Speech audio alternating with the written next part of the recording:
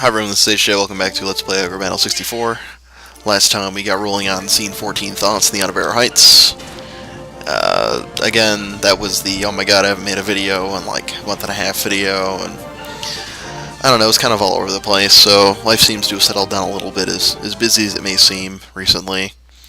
Things have not gotten any better with the grad school and the work and everything else, so you gotta kind of make do. I don't know if any of you guys give a shit about Modern Warfare, but I did post a Modern Warfare video last week instead of doing one of these, because I'm on pace to do one video a week, so.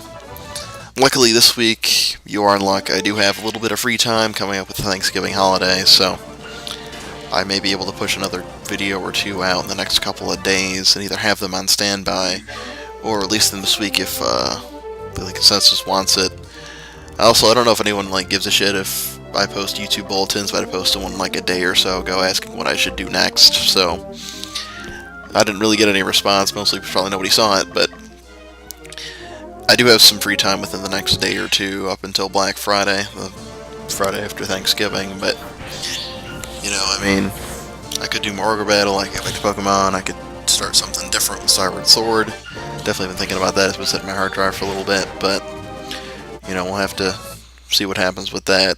I definitely want to play it. I also have Skyrim, and I'm about to put WWE 12 on my hard drive for my Wii, but I don't think anybody wants to see that, so, you know, hey, let me know. Aisha wouldn't mind seeing you play a little Skyrim, or, you know, keep doing our battle. Goddamn it, we've been waiting for this for like a year and a half now, where the hell's our ending, or do whatever the hell you want to do, or blind Skyward Sword. I was thinking about doing that since I actually had acquired the game like a week and a couple of days early before it came out, but life got busy and I got lazy, and that never got put on my hard drive and got to run, so because of that I don't have Skyward Sword, but that's probably good because I don't really have time anymore. So there are a few things I want to focus on in this episode, stuff that happens in the background. So again, for those of you who aren't familiar with the format, you should be by now if you've seen all these. This is the intermediate bunch of battles, taking all the strongholds, going shopping, people leveling up sequence. So like 40 minutes of content, shrink down to like 10 minutes. This is to save you the hassle of having to watch slow-ass gameplay, and this is to save me the time of having to come up with commentary for 40 minutes of slow-ass gameplay. So here's my checklist. Number one, this episode was a little easier to do than previously expected. So I had no major craps going through this. I do lose a couple of times here and there and strategically retreat, but I didn't get my ass kicked or have to use the Witch's Den extensively or anything like that, so it went smoothly. And the reason why it went smoothly is because I did the other mission before I did this one.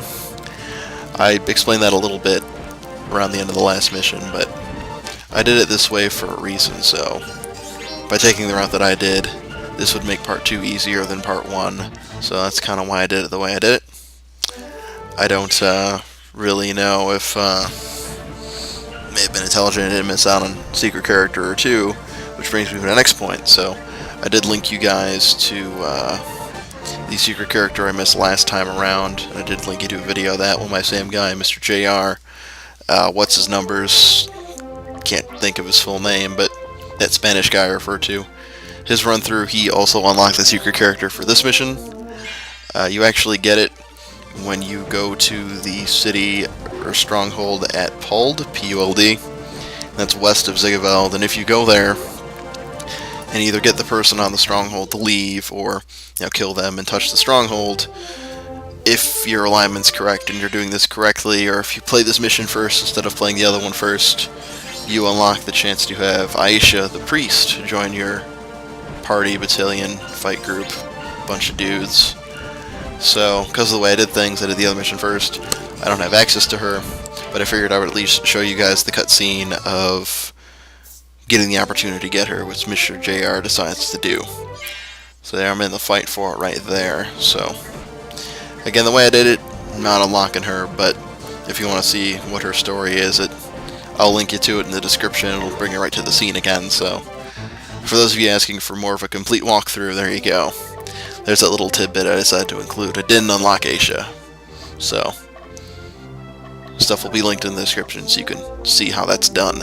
Although I just told you, go to Pold. If you do this mission first, you get her. Or the opportunity to get her. So, easy as that, no big deal. Later on in this battle sequence, at some point when HeeroJay fights again, the front, I want to say Wyvern, maybe, I think it's a Wyvern, I don't know if it's a dragon or what, he ends up leveling up in this episode, so he turns into his next form and he gets a little bit more powerful, which is pretty cool. So, just something I noticed when going through this gameplay again. Not bad. A couple other things I'd like to focus on. The Pumpkinhead units such as this one you'll see on the screen now, they're a pain in the dick. And I don't know if you've been paying attention on the screen, but Pumpkinheads, if they're in the front row, they can drop a damage bomb on the back row, and bam, lops off half your health. So, I would like a Pumpkinhead at some point, or one or two, to make a crazy, like, lulls unit, where I would, like, stick one in the front and one in the back. Guy in the back would, like, drop one, and, do a bunch of crazy health combo, and then the guy in the front would lop off half of that, or vice versa. And that's a great way to, like, kill the leader in, like, one round or two without having to, like, physically fight it, which would ultimately be, like, a leader killer, which would be sweet, because, as you guys have seen, my units are not exactly the strongest out there. So, also later on, or I don't know if it's been featured yet, the Ninja Masters and the units, they also piss me off. They're a little bit strong, I think. They have a crazy attack, they do a lot of damage, they have crazy speed, and it just seems like my guys can't handle it, so maybe you can blame me for that, for sucking, but I don't know, for whatever reason, they just kind of piss me off. It's just something I've noticed. It's like, wow, they really do a lot of damage, they really piss me off. You know, one of those things. So, also ran through that. And, one more main point I wanted to cover is that while I'm completely in support of the gain as much XP as you can during the battles, like, idea, like, oh, well, you know, you should go ahead and kill everything you see on the map, because that's the XP that you'll need, so your guys can level up, so when you go to the next mission, you can fight more guys and gain more XP, and etc., etc. Well, sometimes it's not worth doing that. I don't know, it's a debate I've been having recently. Sorry, I had to take care of something, but yeah, there's the Wyvern level up, by the way. Called it. Anyway, the debate I've been having, it's like, well, you know, say you're leaving a 2 golem unit by itself, or in this case, in this episode, I left a unit with 4 witches left in it by itself, right? You know, granted, you could go in and swoop in and kill all those things and get all the XP from it, but how long is that going to take you, right? Especially if you're trying to bring in an incorrect unit to go face these things, like, oh, you know, I brought in a bunch of fighters to try and take out the golems. Well, because of that, golems have damage resistance against, like, physical attacks. Bringing in a unit of 3 fighters is kind of dumb. It takes a little while to take out the golems, so something like that wouldn't make sense. And the 4 witches unit I decided to fully leave alone because, well, odds are they're going to get the jump on me. They're going to go first.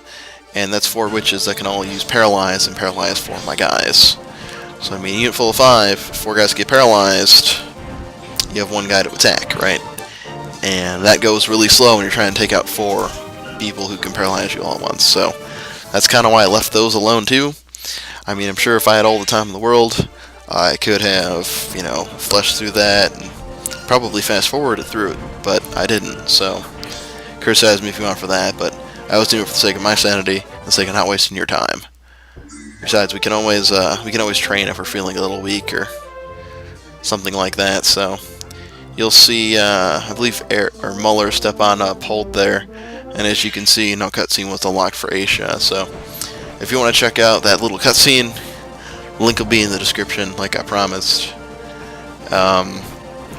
Overall, just your average, basic, boring, hey, endless sequence of battles. Eventually we get to the final. So next time we will finish this mission, scene 14 thoughts.